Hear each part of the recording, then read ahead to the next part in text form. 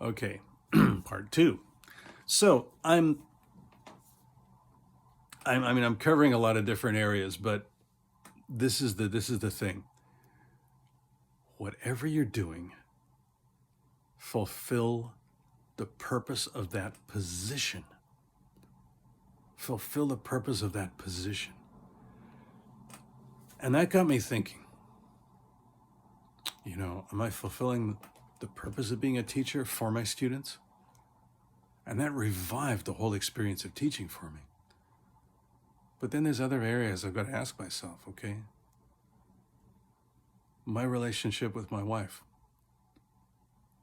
It's so easy to take your partner for granted. It's so easy to think of the relationship in terms of what I get out of it. She does this for me. She does this for me. She does this for me. She will organize things. I'm terrible at organizing. She organizes. She cooks. She does these things. She does this. She does that. She has a better sense of clothing than I do. So she lays out clothes. And it's just like I start taking that for granted, and I start focusing on what I'm receiving in the relationship, not what I can do for her. Because what's the point of being a married? What's the point of being a spouse? Is to be able to give to the other, to love the other, to give to them, and to get a bang out of giving to them, to experience joy. As Joshua Holmes this morning put it so well, said Unification Thought says, what is heart? Heart is the irresistible urge to seek joy through loving another, through loving an object, through finding someone or something to love and experiencing joy through giving love to them. That's the experience you can have, but to do that, you have to focus on what your purpose is, the purpose of your position is, and fulfill it. Give it out. So if you're a parent, it's easy to focus on, yeah, my kids are great. They hug me. They say they love me. They write me cards sometimes, or, they hug me when I come home after a long day of work. Okay, well, that's part of it. But the other part is that you get to pour love into them. And if you are pouring love into them, then when they get a bang out of it and they want to do it back to you, and then they want to do it for other people, and it multiplies.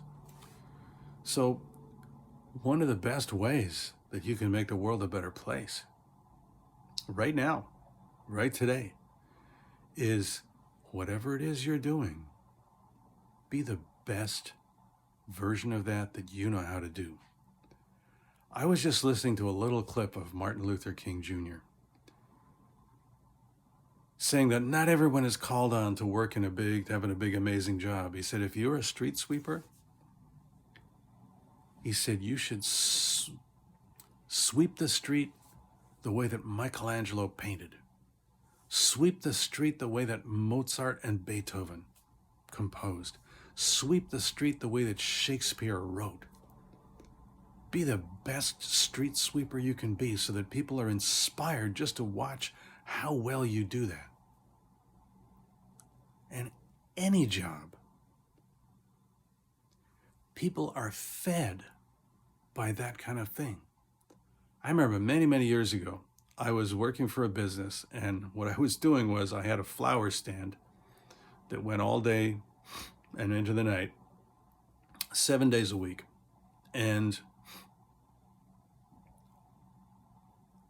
part of the thing was that we would have all kinds of different flowers. I would make bouquets, and I really liked to make bouquets. I would just really get the flowers and consider, okay, which one goes here, which one goes here, which one goes there, which one goes there, and just I would really put myself. I like to do it. I enjoyed doing it, so I was really trying to compose the most beautiful bouquets I could. And one time I was doing that, I finished the bouquet, and and this guy came over and says, "How much is that one?" He said, I was watching you making that. You were putting so much into it. I just love to watch people doing that. I want that bouquet. How much is it? And that man came back. He came back regularly because he just loved to see. He got so much out of watching me making that bouquet. So this is the thing. You can experience that every day. But you got to get out of that rut of thinking it's just something I got to do. do the best you can. Do the best you can at whatever the heck you're doing. And that does two things. One, your mind and your body are totally together. You're focusing on what you're doing because you're getting a bang out of it. You're not sitting there, oh, I wish I was on the beach. No, you're right there. You're right there in it. And that feeds other people. So, and this goes right back to the whole principle. Because according to the principle, what went wrong in the beginning? The first man and the first woman, Adam and Eve, whatever you want to call them, they were persuaded, it's not really worth doing it this way. There's another way to do it that's a lot more fun, and it's just like, and they're like, yeah, okay. So they got bored. They got bored. They walked away from being, children of God. They walked away from being a real husband and wife, a brother and sister, everything to each other. They walked away from being the ones who could represent harmony and goodness to this world. They walked away from it. Remember the 60s? Turn on, tune in, drop out. Now, if you drop out to find your real position in the world, that's one thing. But there's a whole thing of just like saying, I quit. I'm not going to do this anymore. You can't make me. I don't like it. I don't want it. No. And that's unfortunate. Well, it's unfortunate in two ways. It's unfortunate that people aren't willing to pour themselves into whatever it is they're doing. But it's also unfortunate that people running businesses just view employees as people you can extract things from, that you can get the most work for the least amount of money. Because that's the formula that creates unhappiness, is to give as little as possible and receive as much as possible. It makes for a temporary kind of happiness, but it doesn't make for a lasting happiness. And it makes for happiness at the expense of others. So if I have fought to get lots of money, but many people are not happy that I ended up getting that money from them, is this lasting happiness? No, it is not. Because if I'm creating misery and making money, that's not happiness. Anyway, there's a lot of things covered. There's a lot of things getting covered here. But that's the take home.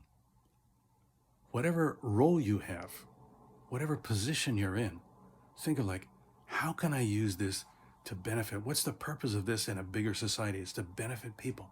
How can I fulfill that? And you'll be busting yourself a little more than you were.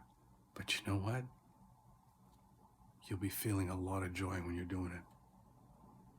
Because I got to admit, I'm 68 years old. My body gets tired sometimes. And sometimes I'm just like, okay, I'm just going to wing it. But when I think ahead, when I plan my classes, when I got like this, and yeah, I ain't got a bang out of it. They get a bang out of it. Everybody goes home happy. And that's the kind of life you want to have. Because to me, there's few feelings better than at the end of the day going, yeah, I lit up a few people today. They're like, they're buzzing because, I gave an experience to people today that everybody got a bang out of. That's good. Let's do it again tomorrow, okay?